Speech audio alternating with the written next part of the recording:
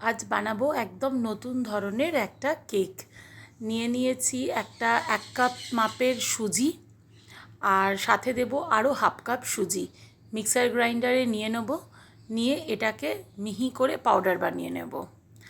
আর আমরা সাইডে রেখে দিয়েছি কিছুটা টুকরো করে কেটে রাখা আম। আমি দুটো গোটা আমকে টুকরো করে নিয়েছি। এদিকে সুজিটাকে আমরা একেবারে পাউডারের মতন করে নিলাম। একটু সামান্য হয়তো দানা দানা থাকবে, কিন্তু ঠিক আছে, অনেকটাই মিহি হয়ে যাবে।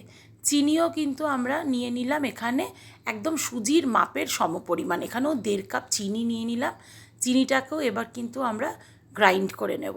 গ্রাইন্ড করে আগে থেকে যে পাউডার ফর্মে করে রাখা সুজি, তার সাথে চিনিটাকে ভালো করে মিশিয়ে নিতে হবে।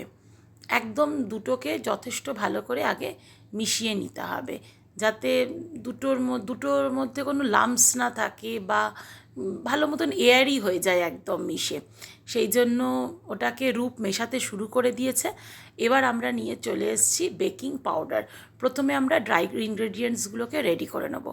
তো প্রথমে একটা ছোট চামচের একদম ভরে 1 চামচ কিন্তু আমি দিয়ে দিলাম বেকিং পাউডার। এরপর নিয়ে নিচ্ছি বেকিং সোডা। বেকিং সোডা আমি যতটা বেকিং পাউডার দিয়েছিলাম তার ঠিক হাফ পরিমাণ বেকিং সোডা দিলাম, আর রূপ সেগুলোকে মেশাতে থাকছে। এবার দুটো আম যে টুকরো করে কেটে নিয়েছিলাম, সেই আমটাকে আমি মিক্সিতে ভালো করে পেস্ট করে নেব, যাতে কোনো রকম কিছু দলা না ওর ভেতরে থাকে। এটা একদম পেস্ট করা হয়ে গেছে। এবার এই পেস্টটাকে আমি সুজি আর চিনি, বেকিং পাউডার, বেকিং সোডা যেটাতে মেশানো আছে, তার সাথে ভালো করে এবার মিশতে দিয়ে দেবো। ওটাকে ভালো করে একটা হুইস্কার দিয়ে আস্তে আস্তে ধীরে সুস্থে ওটাকে মেশাতে হবে। তো রূপ চলে এসেছে, এবার রূপ ওইটাকে মেশাতে শুরু করে দিয়েছে। আমি ধীরে ধীরে অন্যান্য কাজগুলো করতে থাকবো। ততক্ষণ রূপ কিন্তু থাকলে আমাকে ভীষণ হেল্প করে দেয় এগুলো বানানোতে। তো ও নাড়তে থাকছে, সেই সময় আমি বাকি জিনিসগুলোকে একটু জোগাড় করে নিই। এতে কিন্তু কোনো রকম কোনো ময়দা যাচ্ছে না, বিনা ময়দাই এটা তৈরি হবে। এবার আমরা নিয়ে নিলাম যে কাপের মাপের আমরা সুজি চিনি নিয়েছিলাম, সেই কাপের মাপের হাফ কাপ সাদা তেল, রিফাইন অয়েল। এখানে আমি বাটার ইউজ করলাম না এই কারণে, কারণ আমের যে একটা নিজস্ব গন্ধ আছে সেটা কিন্তু বাটারে কেটে যেত। আর যে একটাই কাপের, সেম কাপের মাপেরই আমি কিন্তু আবার নিয়ে নিয়েছি 1 কাপ দুধ। দুধটাকে আমি একটু মিক্সি জারের মধ্যে দিয়ে ভালো করে গুলিয়ে নিচ্ছি, কারণ মিক্সারের মধ্যে না অনেক আম লেগেছিল, তা সেগুলো তো নষ্ট করে লাভ নেই। সেই কারণে আমি কিন্তু বাকি যে দুধটা ছিল সেটাও মিক্সারে দিয়ে গুলিয়ে নিলাম। আর আমি এখানে চিনিটা 1 কাপ নিয়েছিলাম, এটা বলে দিই, তার কারণ আমটা খুবই মিষ্টি ছিল। আপনারা আপনাদের মিষ্টি বুঝে দেবেন। আমটা খুব মিষ্টি ছিল, তাই আমি 1 কাপ নিয়েছি। যদি আপনাদের আমটা কম মিষ্টি হয়, আপনারা সেটাকে 1.5 কাপ বাড়িয়ে করতে পারেন।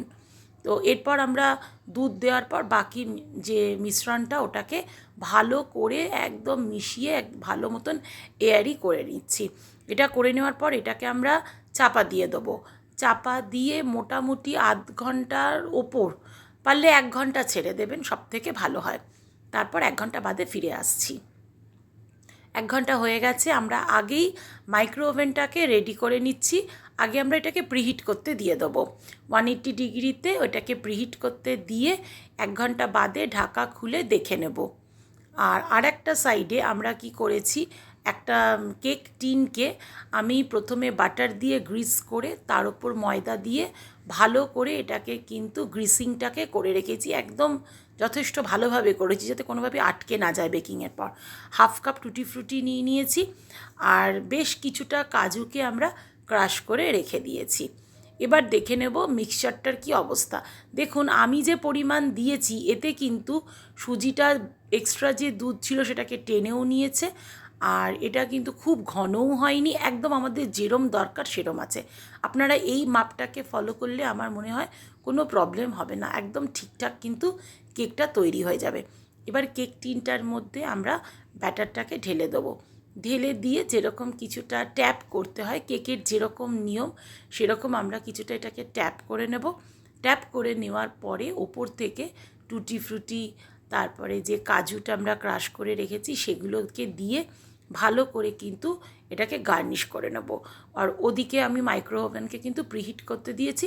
যদি কেউ চান তারা কিন্তু নর্মাল গ্যাসে যেভাবে কেককে বেক করে 45 মিনিটস ধরে, এখন তো মোটামুটি সবাই সেটা জানেন, সেটাকে তারা করে নিতে পারেন, কোনো অসুবিধা হবে না। আমার মাইক্রোওভেনটা ইজি লাগে, তাই আমি মাইক্রোওভেনটাই এখানে ইউজ করেছি। এবার আমি পুরোটা গার্নিশ করে নিচ্ছি ভালো করে, যেখান খালি আছে সব জায়গায় একদম ক্রাশ করা কাজু ভরে ভরে দিয়ে দিচ্ছি। এতে খেতে খুবই ভালো লাগবে। আপনাদের অন্য কোনো নাটস থাকলে সেটাও কিন্তু দিতে পারেন। আমার কাছে কাজুটা অ্যাভেলেবেল ছিল, আমি ওইটুকুই ইউজ করেছি। আর তার সাথে কিছু টুটি ফ্রুটি দিয়ে দিলাম, এটা ওপর থেকে সাজিয়ে, এটা দেখতে কিন্তু বেশ সুন্দর লাগে কেকটা। এরপর আপনাকে আমি একদম ওপর থেকেও আপনাদের দেখিয়ে দেবো যে কীরকমভাবে লাগছে ওপর থেকে দেখতে। এটা হয়তো ভালো করে যদি বোঝাও নাও যায়, তো আপনারা দেখে নিন এবারে যে পুরো আমার কিন্তু কেকটাকে টিনের মধ্যে সেট করা রেডি হয়ে গেছে। আপনারা কে কোথা থেকে দেখছেন আমাকে কমেন্ট করে জানাবেন, আপনাদের কেমন লাগছে আমার ভিডিও সেটাও কিন্তু কমেন্ট করে জানাবেন। যদি নতুন কিছু দেখতে চান তাও জানাবেন। এবারে আমরা কেক টিনটাকে দিয়ে দিলাম মাইক্রোওভেনের মধ্যে। আমি কিন্তু শর্ট র্যাকটার মধ্যে, ছোট যে র্যাকটা তাই সেই স্ট্যান্ডার মধ্যে দিয়ে দিলাম। 45 মিনিটসের জন্য এটাকে ছেড়ে দিলাম। 45 মিনিটসের পর আপনাদেরকে দেখাচ্ছি কীরকম হলো।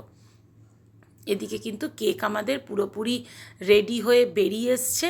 এবার আপনাদের কাছে টুথপিক থাকুক বা যে কোনো জিনিস থাকলে, আমার কাছে এরকম একটা কাবাব স্টিক ছিল, সেইটা দিয়ে কিন্তু আমি ভালো করে দেখে নিচ্ছি সব জায়গা। দেখো একদম কিন্তু ভালোভাবে হয়ে গেছে, স্টিকে কিচ্ছু আর লাগছে না, একদম কিন্তু পরিষ্কার বেরোচ্ছে স্টিকটা। আমি কিন্তু বারবার দেখিয়ে দিচ্ছি সেই কারণে।